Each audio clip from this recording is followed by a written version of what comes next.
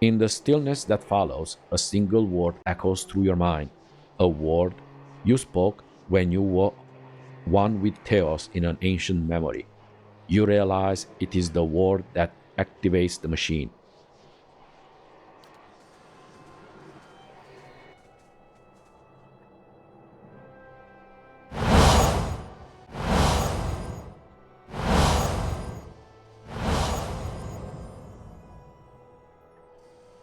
Okay.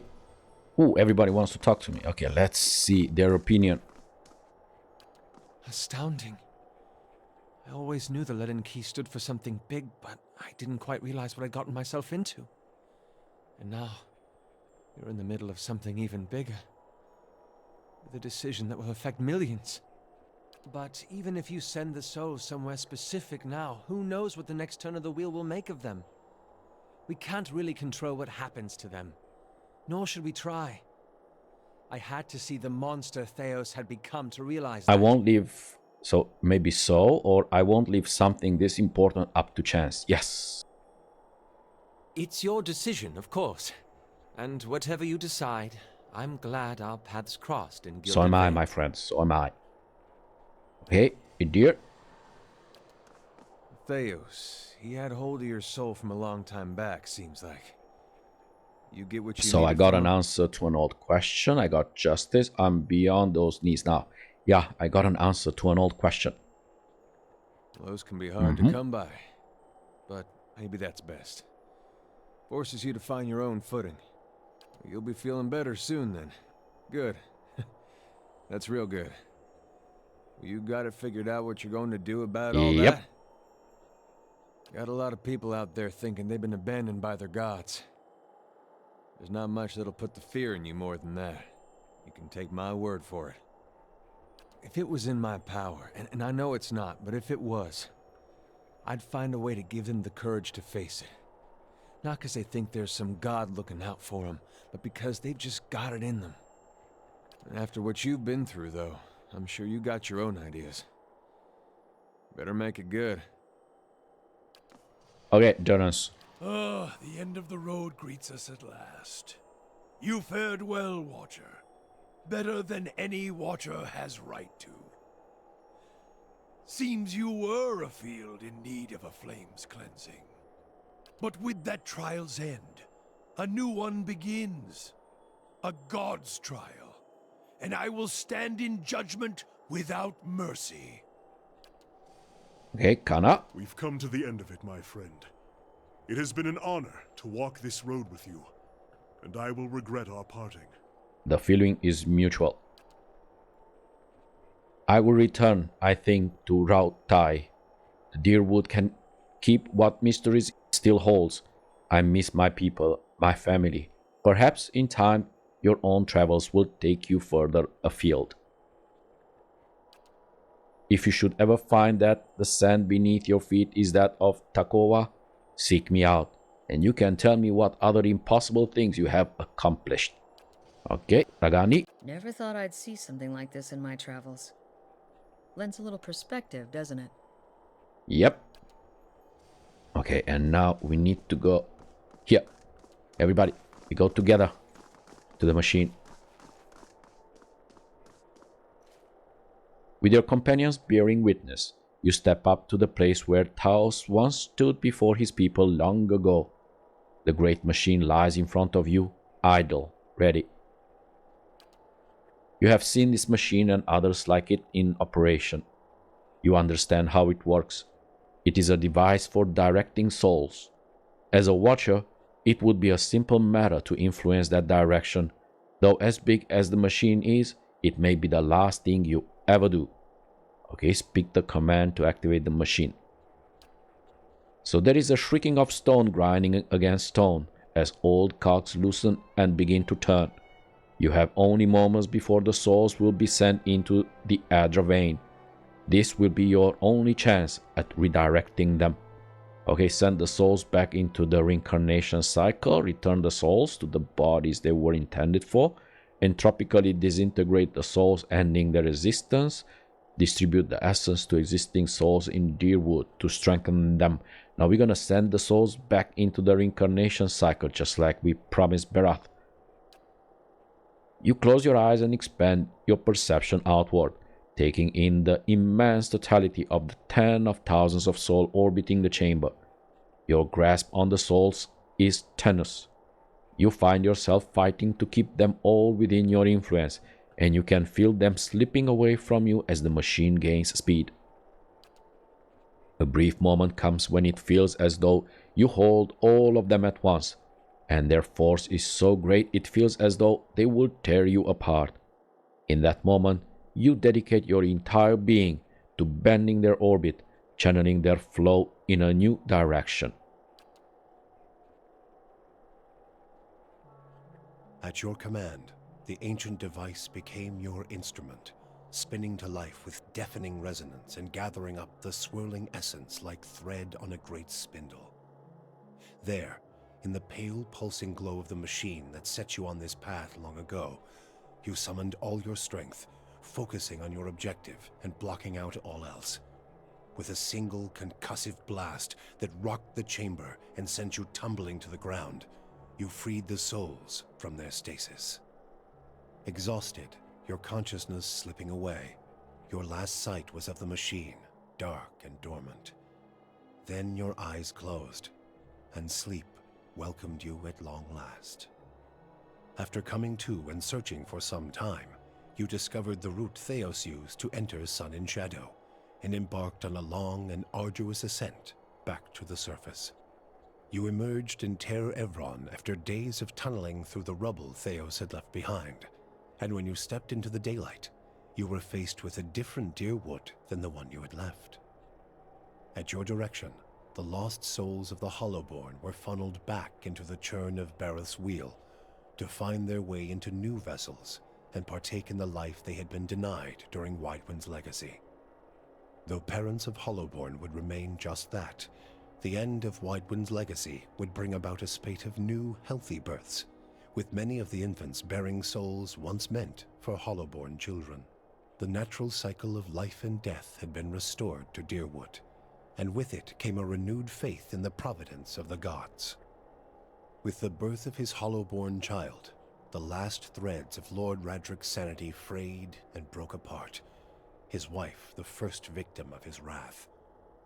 With a fortress to protect him and a garrison of loyal soldiers at his command, he continued to snuff out all signs of resistance from the citizens of Gilded Vale, real or perceived.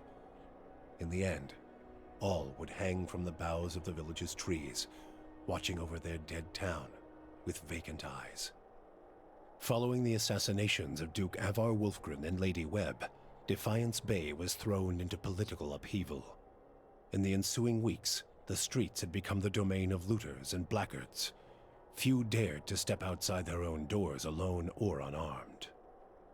But order was soon re-established by the Knights of the Crucible, who, despite their depleted numbers, had gained favor in the public eye for their role in the unraveling of the conspiracy surrounding Waidwen's legacy, and were quickly reinforced by returning forces from Fleetbreaker Castle.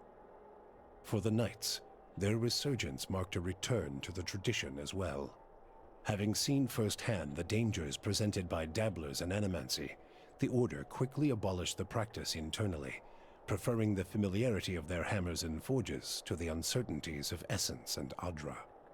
Their identity rediscovered, the Knights suppressed their political aspirations and began once again to train their recruits in the art of blacksmithing, recapturing the post-revolutionary ideals of Dyrwood and regaining the respect of its citizens as a result. The destruction of the machine atop Ter Noaneth spelled the end of the reanimated corpses in Heritage Hill. Though at first few were willing to venture into the abandoned district, it was soon cleaned out and rebuilt. The district's horrors still fresh in people's minds, it would be some time before it was fully repopulated, but eventually the lure of cheap prime land would all but erase the memory.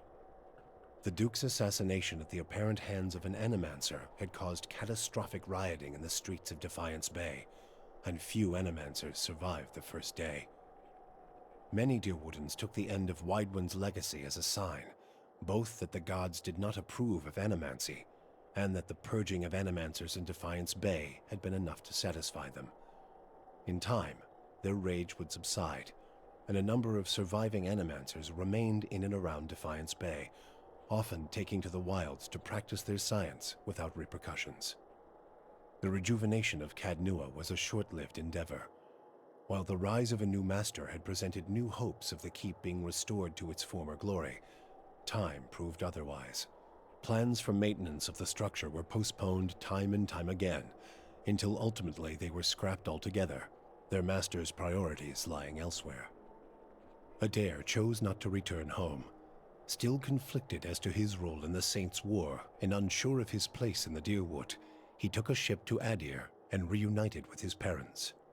There, he resumed the quiet lifestyle he had grown accustomed to in his years as a farmhand in Gilded Vale. When the dust settled in Sun and Shadow, Aloth looked upon the remains of Thaos Ixarchanon, his former master. He saw where the Grand Master had gone wrong and what would be required to undo the harm Thaos had wrought. With a flick of his wrist, he burned Thaos's robe, headdress, and every other symbol of the man's power.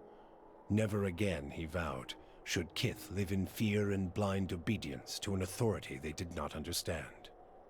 Armed with the knowledge and courage he had gained on his journeys with the Watcher, he set out on the long and lonely task of dismantling the Leaden Key. After all that he had learned in the Watcher's company, Kanarua could no longer see meaning in his pursuit of the Tanvi Oratoa. He decided to leave what remained of it within the depths of the Endless Paths and return home. Kana bid the Watcher farewell and sailed back to Rawatai, spending the tempestuous journey reflecting on the time he had lost to the pursuit of falsehoods. His family found Kana much changed, his fiery excitement replaced with a weary solemnity. Determined to change his wandering ways, Kana took up a quiet life as a lorekeeper at the college, teaching young students the traditions of their people. Durrance continued to blame Woodica for the atrocities of the Saints' War. Believing Magrin to have been a pawn in the machinations of the Queen that was, and feeling that Thaos's expulsion had been a step towards reconciliation with his goddess, Durrance tried for a time to reopen communication with her. When only silence came, he took it as a condemnation of his continued existence. Ultimately, he built a pyre and threw himself upon it, using his own shattered staff as kindling. You and Sagani never found Persok together. The Adra figurine had gone dark by the time they emerged from Sun and Shadow, and it was another month before Sagani finally accepted that Persok's trail had gone cold again.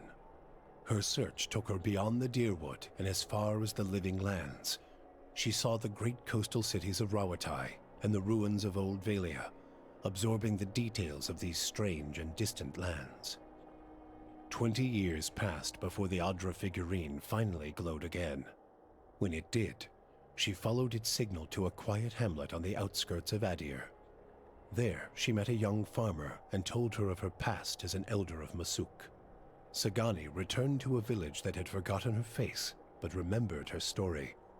Masuk greeted her with cautious warmth, and Sagani found that their ways had become strange to her. She also learned that Kalu had perished of winter fever a few years before, and her middle child, Najuo, had died in a raid. But she found her daughter Yakona a hunter and mother of 3, and her son Malak a builder of mighty walls. In them, she came to find her place in the village, and the familiar contours of a world that had changed in her absence. For you, the death of Thaos brought an end to your waking visions, and a silence to the whispers of the past. In their absence, you were able to sleep. The questions of a distant lifetime ceased to trouble your soul. All that remained was what to make of the answer. But at the moment, there was little to be done, and the matter would have to wait. A long journey loomed ahead.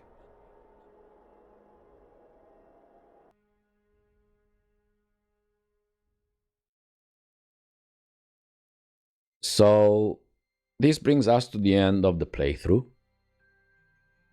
Before anything else, I want to say a big thank you to Obsidian for releasing a public beta of Pillars of Eternity 1 in turn-based mode. because after playing that fire in turn-based mode, this was something I had wanted for a very long time. And I always felt that Pillars of Eternity 1 would work really well in turn-based. So when this beta was announced, I was genuinely excited. And after playing it from start to finish, I can honestly say it did not disappoint. If anything, it made me enjoy the game even more. I'm not going to talk about bugs here. This is a beta, and bugs are normal and expected at this stage. And I'm sure most of them will be fixed over time. What matters to me more is how the turn-based mode actually felt to play. And that's what I want to focus on in the following. One thing I really liked is a new idea that they added compared to Deathfire turn-based. More exactly, the initiative system can sometimes make a character skip one or more rounds depending on what that character does. At first, that sounded weird. I was like, what? But in practice, it ended up adding a lot of depth. It makes you stop and think before using the powerful abilities, because you are not just thinking about this turn and the next, but even the turn after the next one, and so on. And I found that very satisfying and original.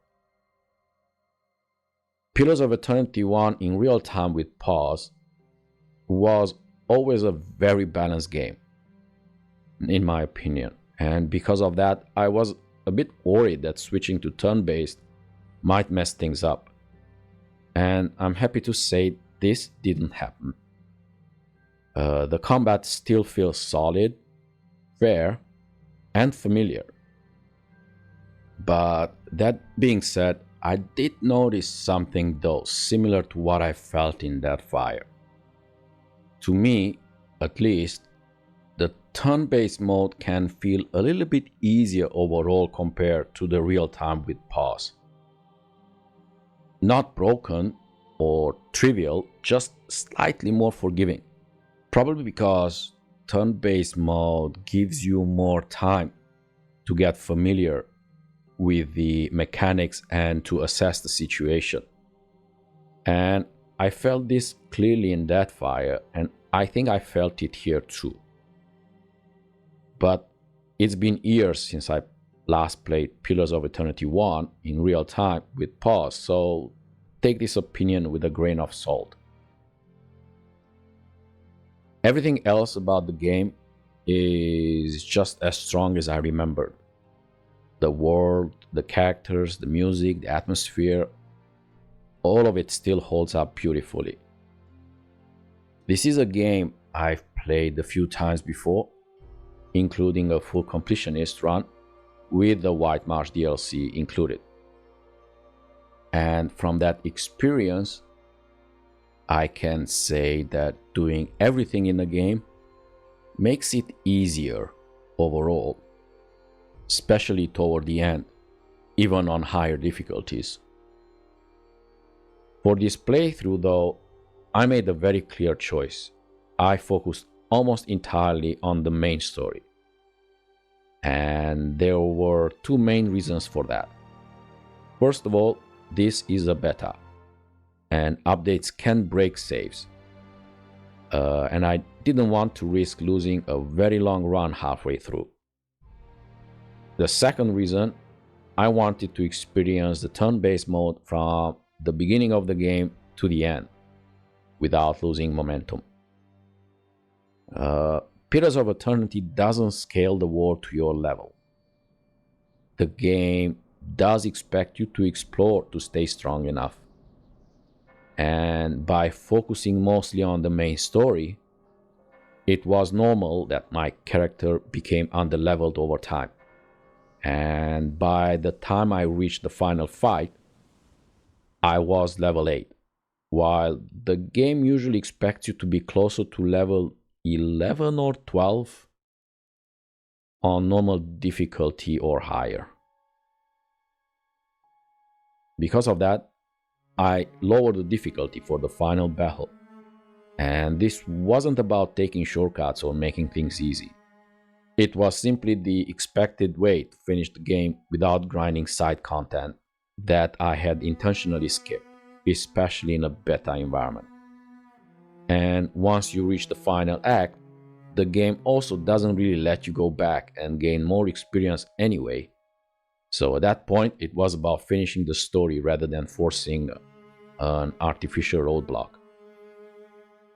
One thing that surprised me in a good way is how this main story-only approach changed the experience.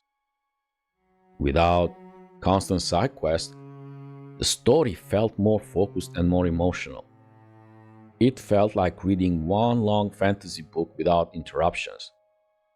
And I actually appreciated the main story more than I remembered from the past playthroughs. Another thing I really valued was being able to push the turn-based system in different situations. Early on, when I was properly leveled, combat felt calm, tactical, and very well balanced. But later, when I was underleveled, the game became much stricter, and the difference between the turn-based mode and real-time with pause mode really became obvious. And this is not because the system broke, but because the margin for error became very small. Positioning mattered more, abilities mattered more, character level mattered more, mistakes were punished harder, and honestly, that's exactly how I expected the system to behave. And I'm glad it did. If I had to rate Pillars of Eternity 1 in turn-based mode on a scale from 1 to 10, imagining today is 2015, and ignoring the beta specific issues, I would give it a solid 9.5. And that missing half point is really my only long-standing gripe with the series, and that's the names. They are often complicated and hard to pronounce, which can make keeping track of characters on location more difficult than it needs to be.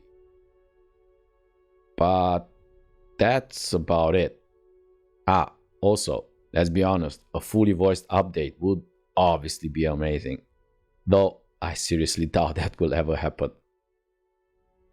Overall, this playthrough achieved exactly what I wanted, and I experienced Pillars of Eternity 1 from start to finish in turn-based mode, tested how the system behaves under different conditions, and I also enjoyed one of Obsidian's strongest stories along the way.